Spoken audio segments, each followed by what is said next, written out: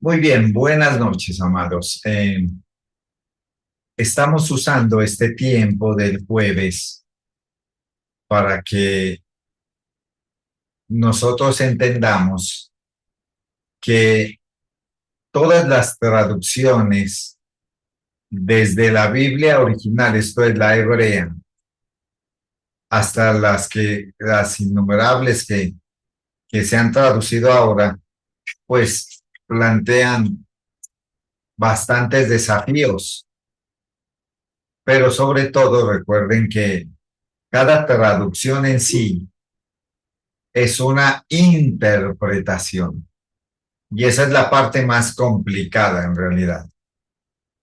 Esto, pues me ha llevado a mí personalmente a querer con ustedes preparar, mis amados, un pequeño estudio corto. No creo que nos vayamos a alargar mucho en esto. Es algo que ustedes quieran, amados, porque si ustedes lo proponen, lo hacemos. De estudiar casos particulares de textos específicos. Por ejemplo,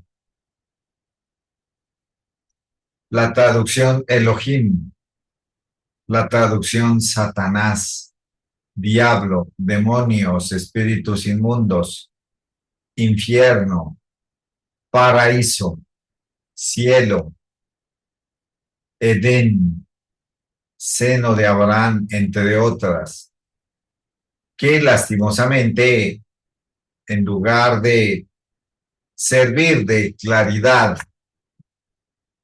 en realidad vemos cómo han distorsionado el entendimiento.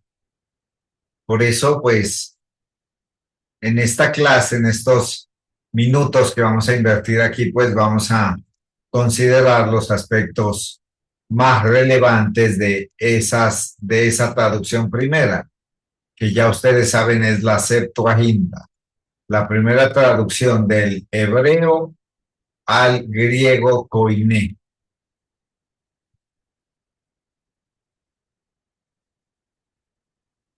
Para un pequeño repaso, pues así a grosso modo voy a mostrarles nuevamente lo que hemos visto.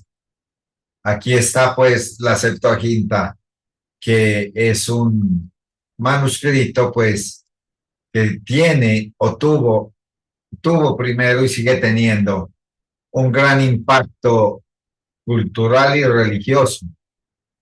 Eh, Aquí tuvimos la oportunidad de hablar del Tanaj. No voy a profundizar en ello, amados, porque lo considero irrelevante. Porque no vamos a estudiar hebreo ahorita. Si fuéramos a estudiar hebreo, pues teníamos que estudiar un poquito el Tanaj. Aquí habla de tres secciones del Tanaj. Eso ustedes lo pueden consultar, investigar, como le digo. Para el caso práctico de esta clase me parece irrelevante. Y aquí está solamente un poquito de la primera sección. Ay, perdón, claro que no estoy grabando. Sí, ya estamos grabando. Entonces decía mis amados que en la pantalla ustedes ven solamente la primera sección del Tanaj.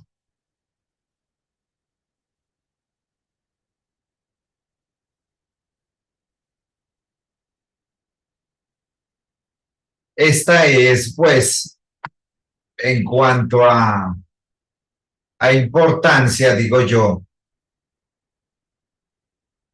el fundamento y la base desde la cual se desarrolla prácticamente toda la historia de Israel. En Génesis es donde empieza a hablarse de los patriarcas, obviamente de Abraham, Isaac, Jacob y la descendencia. El libro del Génesis, que ya hablamos, el nombre Génesis allí es griego.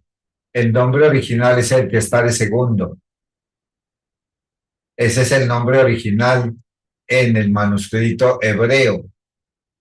Aquí les pongo, amados, también para que ustedes tengan en cuenta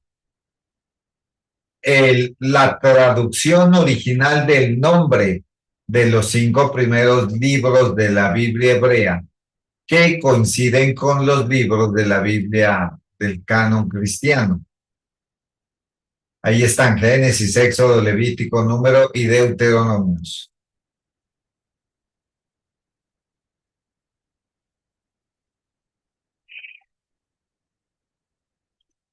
Muy bien, quisiera, Socorrito, si me puede colaborar con la lectura de esta presentación, por favor. ¿Nos puede leer lo que está en pantalla? Origen y propósito de la traducción a la Septuaginta. La Septuaginta surgió en el siglo III antes de Cristo en Alejandría para que los judíos de habla griega pudieran acceder a sus textos sagrados, facilitando la difusión del judaísmo en el mundo helenístico. Pregunta, mis amados, ¿por qué había judíos que no hablaban hebreo?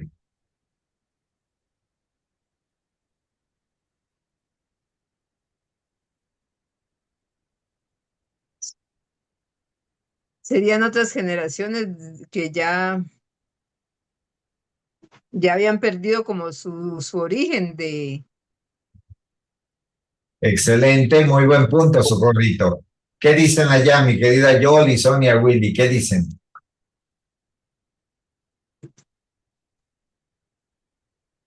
¿Por qué la Septuaginta era dirigida a judíos de habla griega?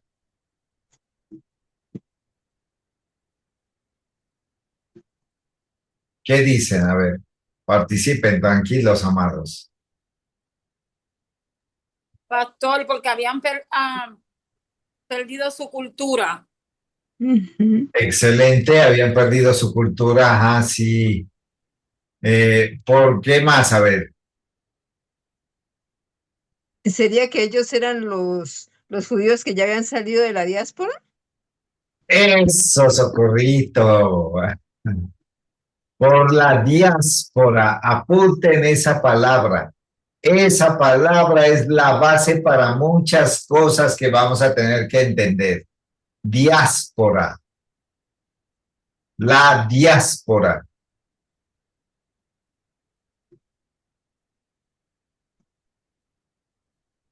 Ustedes se acuerdan, amados, que por allá en el año 560 antes de Cristo vino la primer destrucción de Jerusalén, el templo y la ciudad. ¿Quién recuerdan qué rey, qué imperio invadió? ¿Carlos Magno? Nabu, Ah, Nabucodonosor, sí, señor. Nabucodonosor, el imperio babilonio. Los babilonios en el 560 vinieron y quemaron Jerusalén. ¿Y qué pasó con mucha gente? Se tuvo que ir. Se la Ah, pues, llevaron a la se la fuerza llevaron. esclavizados. ¿Se Ujú. acuerda cómo se La- llamó eso en la Biblia? El exilio. El exilio o la deportación. Ujú. ¿Cuántos años duró el exilio y la deportación?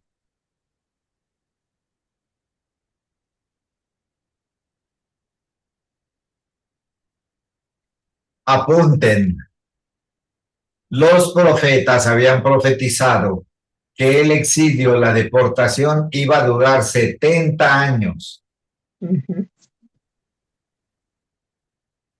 Al final de esos 70 años de cautiverio en Babilonia, ¿quién empezó a profetizar a los cautivos de Babilonia? ¿Qué profeta?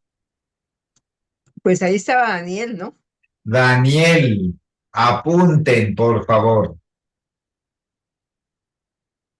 Durante 70 años, el pueblo de Israel fue cautivo en Babilonia. Después de 70 años, algunos volvieron a Jerusalén para edificar y reedificar todo. Esa historia la pueden ver en el libro de Esdras, Nehemías, en la Biblia. Pero obviamente ustedes sabrán que otros no volvieron a Jerusalén. Esos que no volvieron, escuchen aquí este dato, amados, el siglo tercero. Yo a ustedes les compartí un escrito con los reyes que presidieron la llegada de Jesús. ¿Se acuerdan que se los mandé como referencia para el estudio del domingo también? Sí, señor. En ese texto ustedes pueden devolverse 300 años antes de Cristo y mirar los gobernantes que estaban allí gobernando.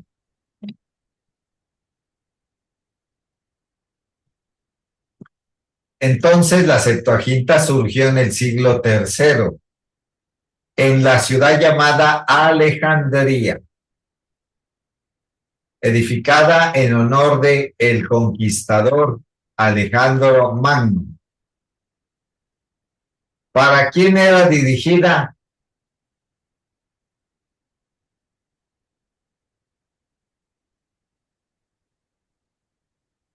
¿Para quién era dirigida la Biblia Septuaginta? Para los judaístas, judíos que se han helenizado. Ya. ¿Ustedes entienden qué es helenizado? Que ya tenían costumbres de los romanos. Socorrito, de los griegos. Perdón, de los griegos. Ay, sí, sí, sí. Un lapsus.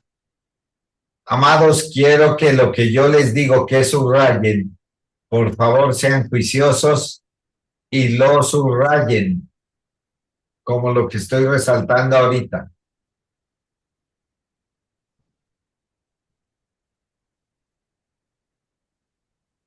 Les tengo de tarea para el jueves investiguen cuáles son las principales características y el legado, qué herencia nos dejó el mundo helenístico.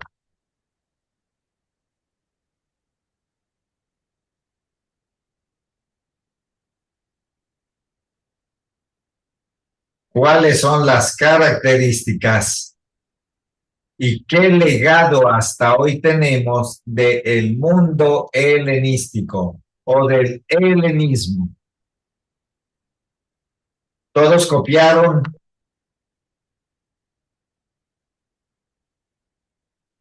Sí, señor. Sí, pastor.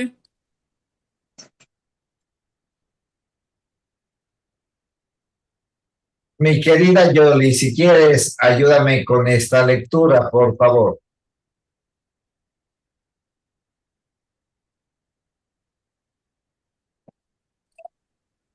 Su origen y propósito de la traducción a la Septuaginta. Su nombre proviene de una leyenda que sostiene que 72 sabios judíos, 6 de cada uno de las 12 tribus de Israel, la tradujeron de forma idéntica e independiente en 72 días en Alejandría, por encargo del rey Ptolomeo II. Ptolomeo II. Filadelfo. Ahí está la fecha. 285 al 246 antes de Cristo. Sigue.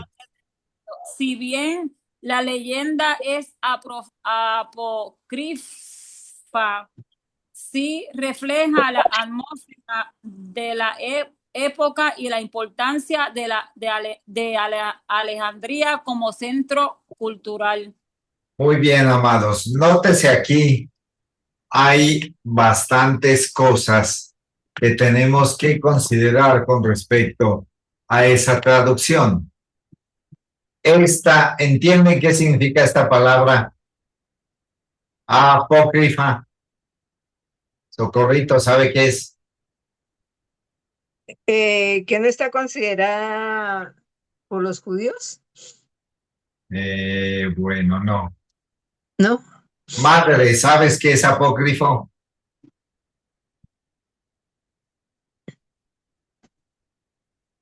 Luz Mari, No es reconocida. no reconocida. No Bueno, reconocía. ya. La palabra apócrifo es un término que significa que no es reconocida como inspiración divina. Ajá. Eso ya nos dice algo. Acuérdese nuevamente de esto. ¿Por qué se tradujo? Esta es la razón, el propósito. ¿Por qué los textos hebreos se tradujeron al griego? Y aquí te dice cómo se tradujeron.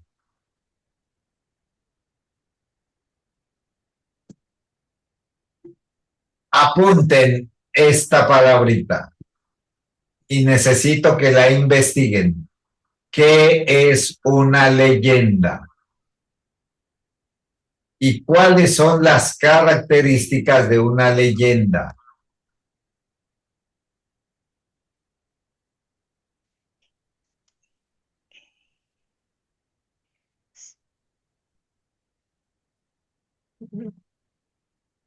Ahora sí, noten algo. El rey Ptolomeo II, Filadelfo, y aquí está la fecha, para que la cotejen en la guía de fechas que yo les envié. Dice que claramente esa forma como se tradujo esta Biblia, al final se cree que es una leyenda. Sin embargo, eso no significa que esta traducción Septuaginta no haya tenido importancia cultural y obviamente religiosa.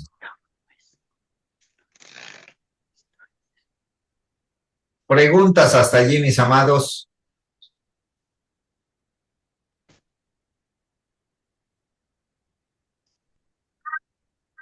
¿Alguien tiene preguntas? No, pastor, acá no. Bueno, No, muy bien.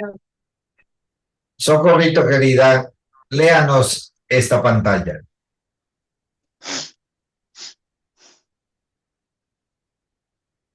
el helenismo es un periodo de antigüedad mediterránea que se inicia con la muerte de Alejandro Magno, 323 a.C., y culmina con la derrota de Cleopatra VII y Marco Antonio 30 a.C., que marcó el fin del último gran estado helenístico. Se caracteriza por la difusión masiva de la cultura griega, lengua, costumbres, filosofías, arte, por los vastos territorios conquistados por Alejandro Magno, abarcando desde Grecia hasta Egipto y partes de Asia. Mis amados, el texto que está en la pantalla nos dice qué cosmovisión gobernaba o reinaba al momento de que la Septuaginta hace su aparición. Noten nuevamente lo que yo tengo subrayado aquí. Aquí dice que durante esa época hubo una gran difusión de todos los componentes de la cultura griega. Obviamente, cuando se tradujo la Biblia Septuaginta, ¿qué influencia tenía? ¿La influencia griega? Se supone que sí. Obviamente, porque el idioma en el que se tradujo es el griego. Ajá.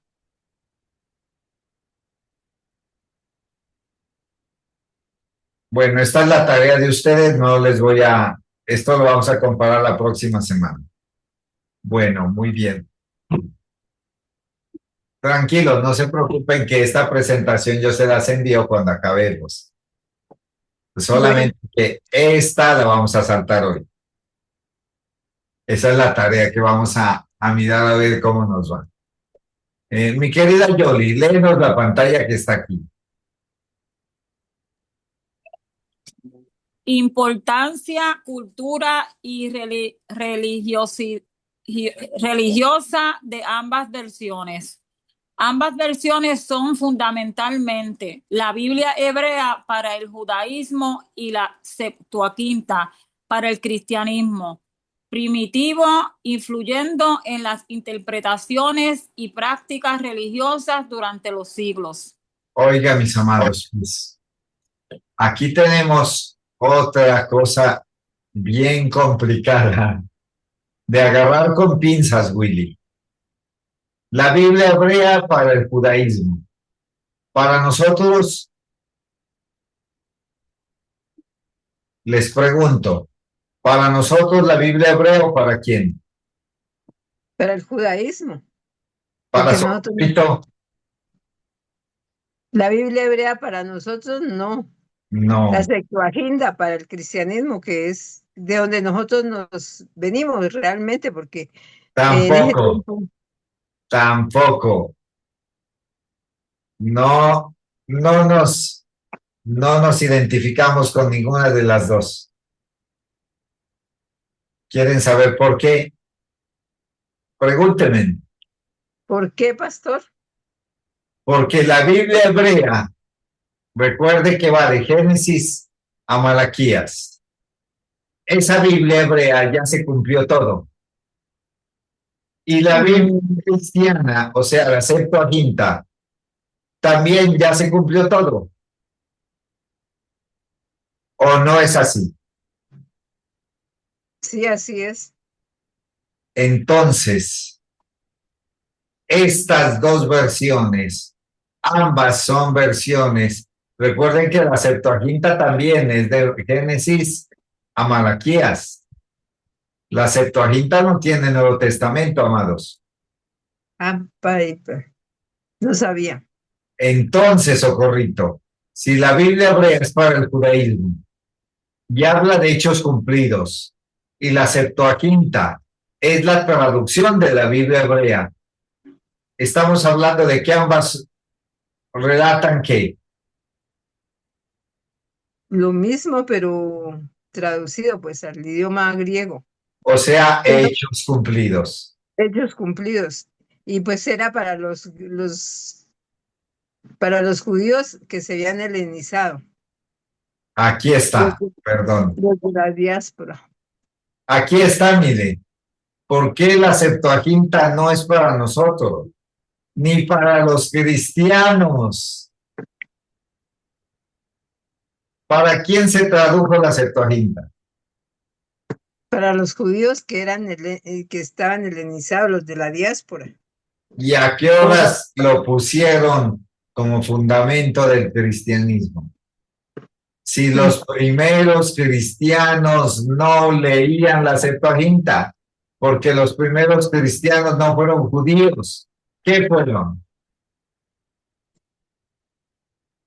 Pues seguidores de Cristo, ¿no? Gentiles, Socorrito, gentiles. Ay, los primeros cristianos, o sea que, pues, a ver, allí ese pedacito, pastor, A ver, ¿quién fue el gran evangelizador en el Nuevo Pacto, en el Nuevo Testamento? Pablo, ¿Y cuántas iglesias dejó Pablo en Jerusalén? ni una, Ninguna, ¿por qué no? porque allá no creían, ¿no? Ok. Allá no le creyeron, durante 2 años estuvo predicando. Por eso Pablo sacudió sus pies y su ropa y se fue a predicarle a quién.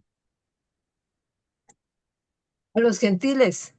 A los gentiles. Perfecto. ¿Hasta ahí preguntas? Mm, mm. Y los gentiles, ahora sí, ¿qué idioma hablaban? Pues eso sí hablaban ya griego, yo creo. Ajá, hablaban griego. Pero el idioma materno de Saulo de Tarso, ¿cuál era?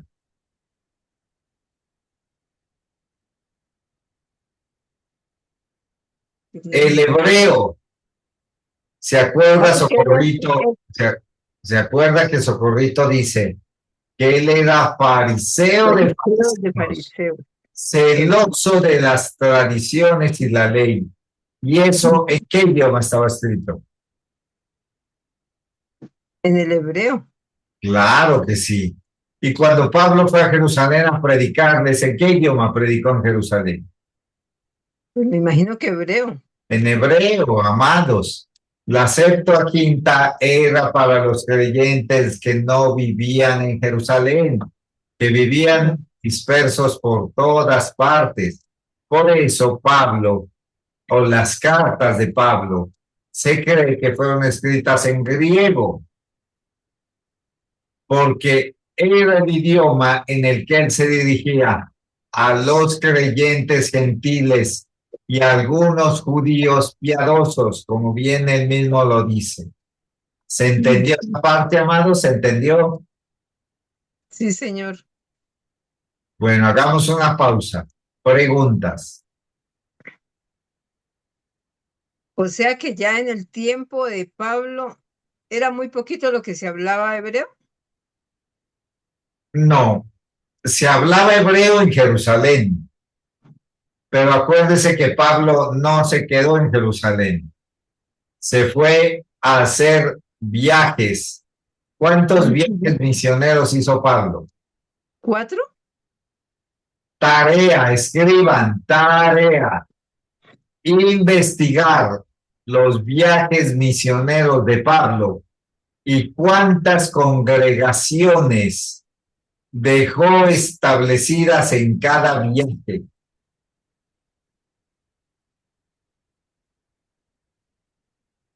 Les doy una pista. En sus Biblias, en las últimas páginas, hay unos mapas y ahí están los viajes misioneros de Pablo. De Pablo. Sí, señor. Y para la segunda parte de las iglesias que fundó, no le pregunten a Google. Lean el libro de los Hechos. Ah, caracho. La de Apocalipsis no es. No, sí, ahí están Corinto. Bueno, en Apocalipsis hay unas.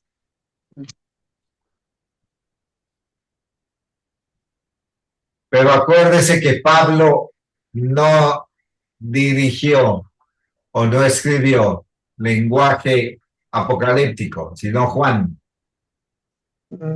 Ah, sí, señor. Apuntaron bien su actividad, mis amados, y las tareas que tienen que consultar. Investigar los viajes misioneros y las iglesias establecidas. A ver, quiero escuchar preguntas porque no he escuchado preguntas. Me preocupa que no me pregunten. Madre,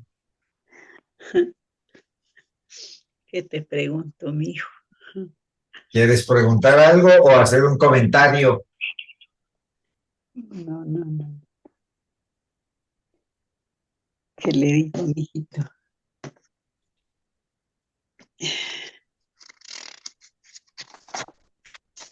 O mi querida Luz Mari, Se me pregunta o Doctora, que comentario. estoy escuchando y escuchando, pero no.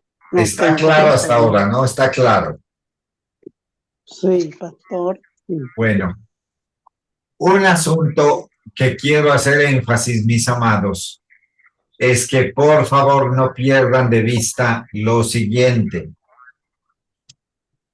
La Biblia hebrea que tiene de Génesis a Malaquías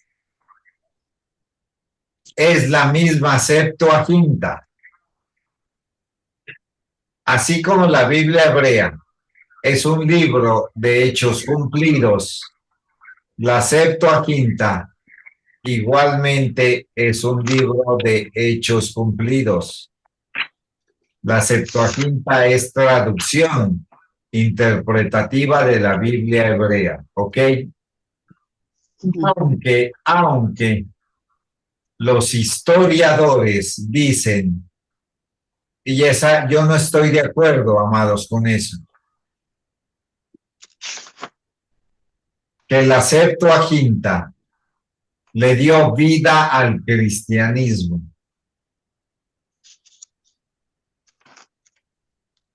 Si lo hablamos en términos de religión, el cristianismo como religión hablo, ¿no? Surgió de la Biblia hebrea, no de la Septuaginta, porque la que profetizaba del Mesías ungido es la original, la Biblia hebrea. La Biblia hebrea que habla del profeta ungido, del Dios con nosotros, del Yahoshua HaMashiach, que obviamente recuerden que se tradujo al griego Yahoshua HaMashiach, se tradujo como Cristos, de donde surgió esta palabrita tan maluca y peligrosa hoy. Cristianismo. La religión más grande del mundo,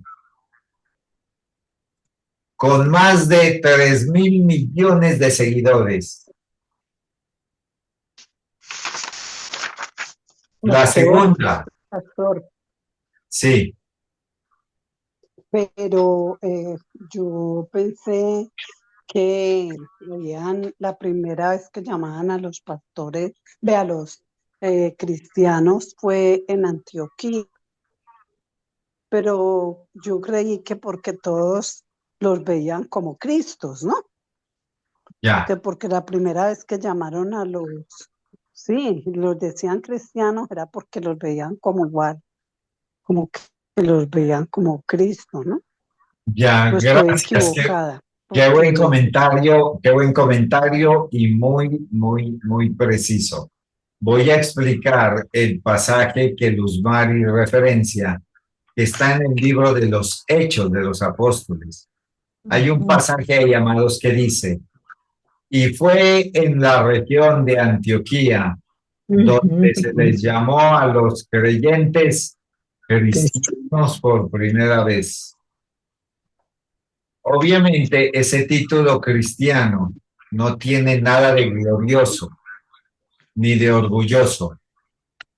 Los registros históricos dicen que se les llamó cristianos en Antioquía, que era una ciudad griega, en honor a un gobernador Antíoco. Allí en Antioquía se les llamó cristianos, no para reconocerlos, no por respeto, no por honra, sino que se les llamó cristianos en tono de burlarse de ellos.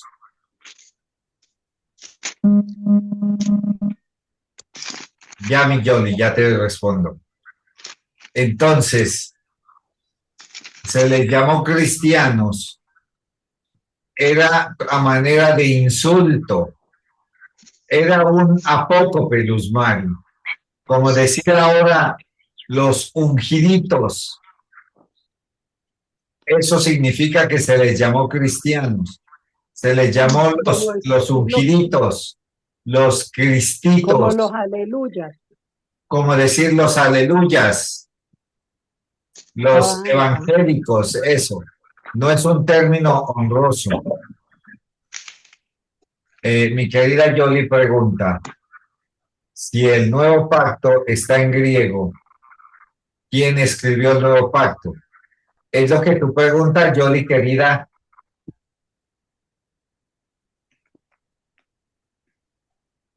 Pastor, ¿quién lo tradució? ¿Quién tradujo el Nuevo Testamento, Yoli? Sí. Ya. El Nuevo Testamento tiene una historia distinta al Viejo Testamento. El Viejo Testamento, que es la Biblia hebrea y la Septuaginta, que fueron pues dos traducciones que hay allí. Mientras que la una fue escrita en hebreo y pasó luego al griego koiné, el Nuevo Testamento, como lo conocemos hoy, todo fue escrito en griego. ¿Quién lo tradujo? Diferentes hombres durante diferentes épocas. La Biblia que nosotros conocemos como Reina Valera, principalmente la tradujeron monjes católicos de la Iglesia Católica del tercer siglo. Esa es una historia que les voy a contar la próxima semana, porque acuérdense que aquí apenas estamos en la Biblia hebrea. Vamos a llegar al Nuevo Testamento, obviamente, ¿ok? Bueno, Muy bien, mis amados, entonces. ¿Estamos claros hasta allí con la actividad y las consultas? sí, Y señor. que le iba a preguntar algo, mijo. Por Sí, ejemplo, si el Nuevo Testamento, yo pienso, empieza en Hechos, porque las enseñanzas de los domingos dice en Mateo todo eso, que eso era todavía para los judíos en ese tiempo que se predicaba todos esos acontecimientos. Entonces yo digo, eso todavía se hablaba ahí para los judíos, todo eso, ¿cierto? Y yo digo que todos esos evangelios pertenecían al Antiguo Testamento y pienso yo que usted diga, si la sí. iglesia, o sea que en el Nuevo Testamento creo que empieza en los Hechos, ¿no será? Tienes razón, madre, pero te me estás adelantando a la clase del jueves. Ah, Está bien, porque acuérdense que aquí apenas estamos en el Viejo Testamento. bueno. Muy bien, mis amados.